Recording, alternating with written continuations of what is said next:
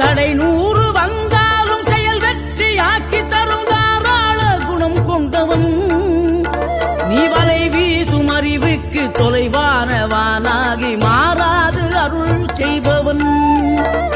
தீராத காதலோடு திருவடியை தொழுபவர்க்கு திரவியமே தருகின்றவன்.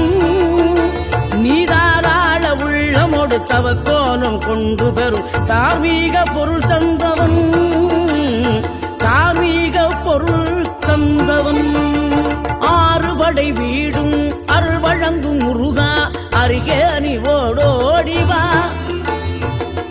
2 முகம் ஜொலிக்க 2 கரங்களுடன் ஆதரவு தரவோ